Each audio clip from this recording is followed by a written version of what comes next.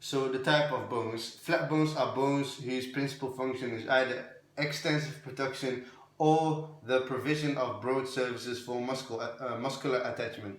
These bones are expanded into broad flat plates, as in the cranium skull, the ilium, pelvis, sternum, and the ribcage. In an adult, most red blood cells are formed in flat bones.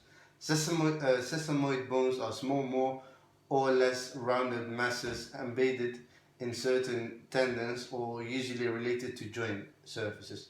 Their functions probably are to modify pressure, to diminish friction, and occasionally to alter the direction of a muscle pull.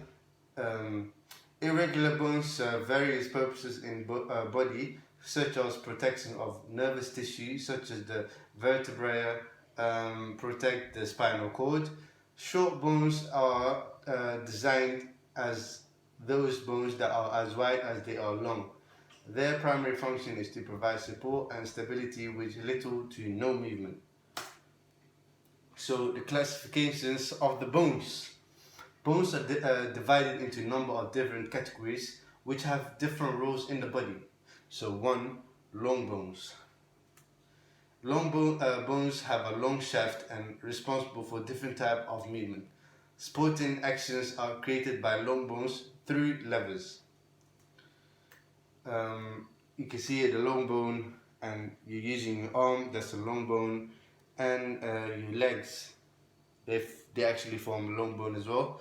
So long bones can be any size. They include the femur, humerus, tibia, fibula, metatarsals, metacarpals, and phalanges. 2. That's the flat bones. Flat bones perform a number of functions. 1. Protects for delicate areas. The cranium protects the brain. 2. Provide a broad surface area for muscle attachment. That includes muscles in the back attached to the pelvis. And 3. Short bones. Short bones are basically your fingers here, these ones there.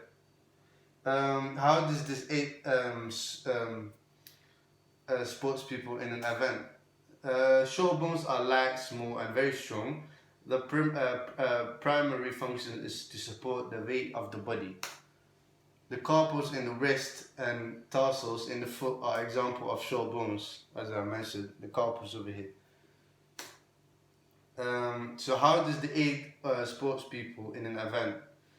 Gymnasts use carpals to support a handstand. So they go on the hand and they're basically applying pressure on their hand, and they're not going to use their legs. So their legs will be in the air, and unfortunately I can't do the handstand, otherwise I'll be doing it for you right now. So this is the picture, as you can see here.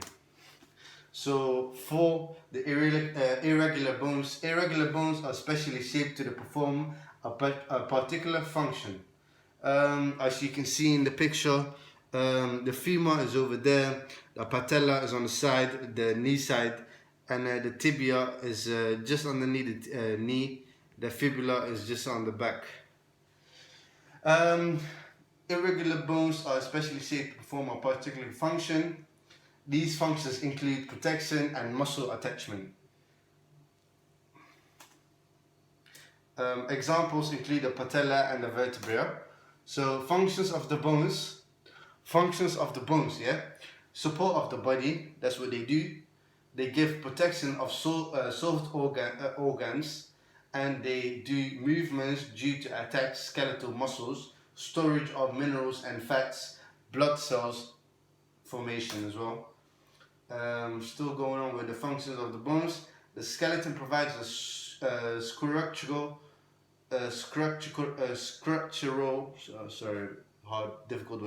structural framework for the attachment of soft tissue and organs. Provide protections. Ribs protect the heart and the lungs. The cranium protects the brain, the vertebrae encase the spinal cord. Bones are reservoirs of calcium, phosphate. They help to maintain normal calcium and phosphate levels in the blood. Hematopoiesis occurs in the marrow of long bones. And the bones of the skeleton store energy in the form of lipids in areas of yellow bone marrow. Many bones have a role in translating the force generated by skeletal muscle into mechanical leverage against other bones. So the classifications of joints definition. A joint is a place where two or more bones meet. Joints are responsible for a huge range of movement that any body can produce. There are several different types of joint classification. Classifications of joints. One is ball and socket joint. The rounded end of a bone fits inside a cup-shaped, and ball and socket joints allow movement in all directions. These are the most mobile joint in the body. Example found in the shoulders and hips. So the hips, as you can see, the hips are basically based here and the shoulders here. So if you be using your joints, as you can see that tennis woman, she is using her shoulders and her hips at the same time. So she is going to be hitting that ball, and you're basically making the movement with your hips and your shoulders.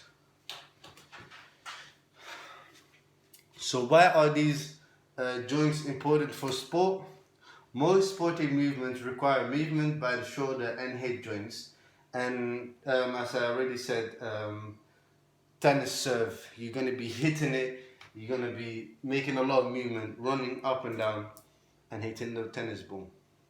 And classification for joints, as you can see here, two hinge joints only allow forwards and backwards movement like the hinge on a door. So forward and backwards.